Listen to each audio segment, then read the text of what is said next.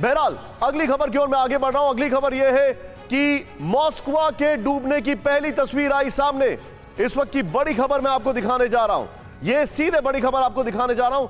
और इसके अलावा एक और जो जानकारी है हमारे पास वो ये है कि पहली बार वो विजुअल सामने आ गए हैं। सीधे प्ले ऑन करे Rahul, let's go to this news. ये बड़ी खबर है, मॉस्को के डूबने की पहली तस्वीरें हमारे सामने आ गई हैं। ये बड़ी खबर मैं आपको दिखा रहा हूं।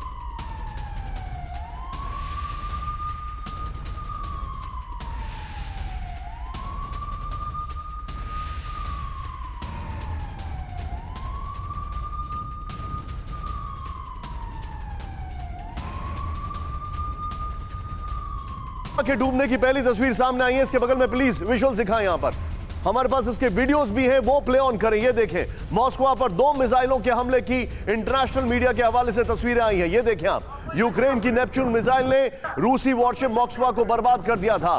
ब्लैक सी में रूस के झूठ का हुआ पर्दाफाश। सीधे यहां पर तस्वीरें दिखाएं आप। ये देखें फुल फ्रेम पे राहुल, जरा वीडियोस दिखाएं और शॉट्स दिखाएं यहां पर।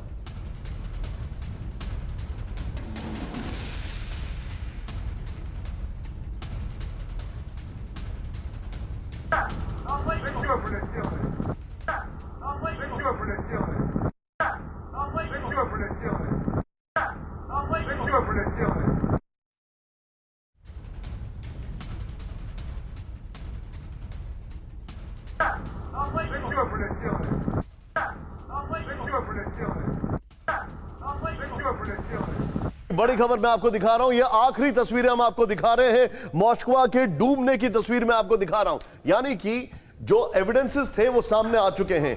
यहां पर चिंताजनक खबर ये है, वो ये है कि रशिया का जो झूठ था वो पूरी तरीके से एक्सपोज हो गया है।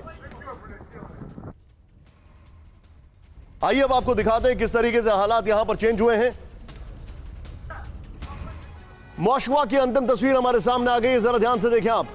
वो जो यूक्रेनी मिसाइल नेपच्यून से हमले के बाद मॉस्को में आग लगी। ये तस्वीरें जो वीडियोस आप देख रहे हैं यहां पर, इन वीडियोस को देखें आप किस तरीके से एक हफ्ते ट्रैक करने के बाद रूस के ट्रैप से में फंसा मॉस्को। ये भी तस्वीर हमारे सामने आ गई। यहां पर ये जो विजुअल्स आप देख रहे हैं, मॉस्को के आसपास एस्कॉर्ट शिप्स नहीं रहने की वजह से टारगेट आसान हो गया। क्रूजर के एयर स्पेस में TB2 ड्रोन डिफेंस सिस्टम को चकमा दिया। TB2 के चकमे के आने के बाद यूक्रेन ने नेपच्यून मिसाइल लॉन्च की और 611 फीट लंबे इस वॉरशिप को खत्म कर दिया। बड़ी बात यह है, जो आप ध्यान से देखें वो समझें इसको, कि ये वो वॉरशिप है जो बकायदा 2021 में रिकमीशन हुआ है। जिस मिसाइल से इसको खत्म किया गया वो उस मिसाइल को पहली बार दर्शकों के सामने लाया गया था कीव के डिफेंस एक्सपो में, जब क्रीमिया पे कब्जा किया गया था। मैं सीधे चलूंगा यहां पर, मेरे साथ यहां पर विनोद सर मौजूद है। विनोद सर, मैं आपसे जानना चाहूंगा, brigadier Vinod Dutta sir, sorry थोड़ी सेइंग मेरी गलत है, but proof of the pudding lies in eating. अब तो सब कुछ सामने आ गया है, अब रशिया क्या डिनाई करेगा? देखिए, रशिया तो अब फेस सेविंग में लगा हुआ है, क्योंकि जिस तरीके का सुपर पावर का मुखौटा उन्होंने पहन रखा था और जिस तरह से पुतिन साहब ने अपने आप को प्रोजेक्ट किया कि मैं एक अखंड रूस का दोबारा निर्माण करना चाहता हूं और जो खोई हुई गरिमा है सोवियत संघ की उसको मैं वापस लाना चाहता हूं, तो उसमें वो बिल्कुल विफल हुए हैं। क्योंकि आप ये देखिए, क्योंकि इतनी बड़ी ताकत होने के नाते यूक्रेन को वो बिल्कुल अभी तक उस पर जीत हासिल नहीं कर पाए हैं। उन्होंने यूक्रेन को ध्वस्त जरूर किया है, उन्होंने यूक्रेन को बिल्कुल घुटनों पे लाके खड़ा कर दिया है, लेकिन यूक्रेन जिस तरह से उसको जो वेस्टर्न कंट्रीज हैं उनका समर्थन प्राप्त है वो सराहनीय है। और देखिए, कहावत होती है कि never trigger a person who has got nothing to lose, क्योंकि यूक्रेन के पास अब कुछ खोने के लिए नहीं है, वो केवल रिटेलिएट करेगा। और आइए आप देखिए, ये मॉस्को का जिस तरह से उन्होंने उसको बर्बाद किया है, ये रशिया के लिए एक बहुत बड़ी शिकस्त है।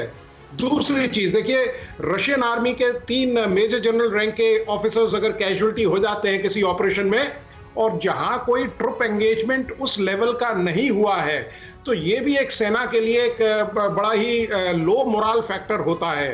तो रशिया ने देखिए अपनी जो माइट है वो दिखानी थी। वो जो लॉन्ग रेंज वेपन्स थे उन्होंने यूक्रेन को ध्वस्त किया, यूक्रेन की जो कमर थी वो तोड़ दी।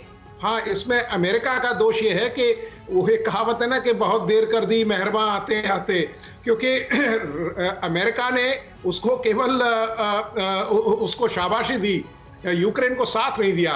लेकिन हाँ, अब जिस तरह से सामरिक संसाधन उसको दिए गए हैं, जिस तरह से ब्रिटिश प्राइम मिनिस्टर वहां गए, जिस तरह से और बाकी जो डेलीगेशंस के हेड हैं वो यूक्रेन जा रहे हैं, वो एक यूक्रेन के लिए एक बहुत ही मोरल बूस्टिंग फैक्टर है। और यूक्रेन मुझे लगता है कि रीऑर्गेनाइज करेगा अपने आप को। हालांकि जो उसका ईस्टर्न जो एलपीआर और डीपीआर का जो रीजन है वो तो उसके तकरीबन हाथ से निकल ही चुका है, लेकिन मुझे लगता है कि वो अपने आप को रिकॉन्स्टिट्यूट करेंगे। और जो वेस्टर्न जो पावर्स है, वो चाहे माली इमदाद हो चाहे सामरिक इमदाद हो, उसकी पूरी जो है वो यूक्रेन का साथ दे रहे हैं। तीसरी बात एक बहुत अच्छी जो बताई थी कि रशिया नहीं चाहता कि नेटो। सर, मैं आपको थोड़ा सा रोकूंगा, मैं आपके पास आ रहा हूं। नेटो वाली बात पर मैं आपके पास आऊंगा। परवाह देश की, सोमवार से शुक्रवार रात 10 बजे TV9 भारतवर्ष पर।